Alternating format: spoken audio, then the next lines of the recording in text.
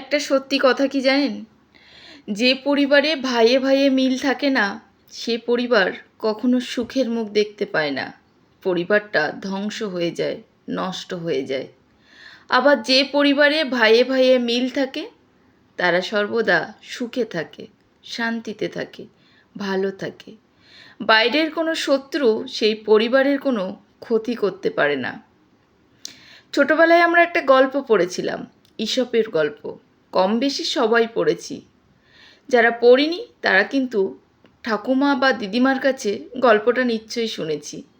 চলুন গল্পটা আর একবার মনে করে নেওয়া যাক।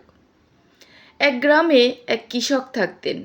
সেই কৃষকের 4 ছেলে ছিল। ছেলেগুলোর মধ্যে তাদের ভাইদের মধ্যে কখনোই কোনো মিল ছিল না। সব সময় তারা ঝগড়া করত, মারামারি করত, একে অপরের অন্যায় করত, খুঁত ধরত। তাই দেখে কৃষক খুবই চিন্তায় পড়ে গেল। ভাবল, এদের নিজেদের মধ্যেই মিল নেই, বাইরের শত্রু তো এদের ক্ষতি করবেই। তাই চিন্তা করে কৃষক একদিন তার 4 সন্তানকে ডাকলো।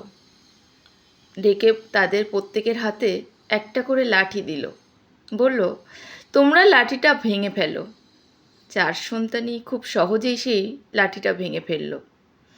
এরপরে কৃষক কী করলেন জানো? তিনি 4টে লাঠি একত্র করে একটি তারা বেঁধে তাদের হাতে দিলেন, প্রত্যেকের হাতে দিলেন। দিয়ে বললেন, এইবার এটাকে ভাঙো। কিন্তু 4 সন্তান কেউই সেটা ভাঙতে পারল না। তখন কৃষক তাদের বললেন, দেখো, আমাদের জীবন হলো এই লাঠির মতো। তোমরা যদি আলাদা আলাদা থাকো, তাহলে বাইরের যে কোনো শত্রু তোমাদেরকে খুব সহজেই ভেঙে ফেলতে পারবে, তোমাদের সম্পর্ক নষ্ট করে দেবে। কিন্তু তোমরা যদি এই লাঠির তারার মতো একসাথে জোটবদ্ধ হয়ে থাকো, তাহলে কেউই তোমাদের কখনো কোনো ক্ষতি করতে পারবে না। তারপর থেকে তার ভাইরা সবাই মিলে একসাথে থাকতে লাগলো। এই দেখে কৃষক কিন্তু খুবই খুশি হয়েছিল।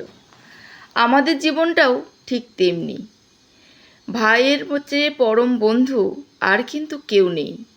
তাই ভাইয়ে ভাইয়ে ঝগড়া না করে একসাথে মিলেমিশে থাকার চেষ্টা করুন। দেখবেন বাইরের কোনো শত্রু কখনোই কোনো ক্ষতি করতে পারবে না। ভাইয়ের পাশে থাকুন। একসাথে 2 ভাই কাঁধে কাঁধ মিলিয়ে চলার চেষ্টা করুন। দেখবেন ভালো থাকবেন, সুস্থ থাকবেন।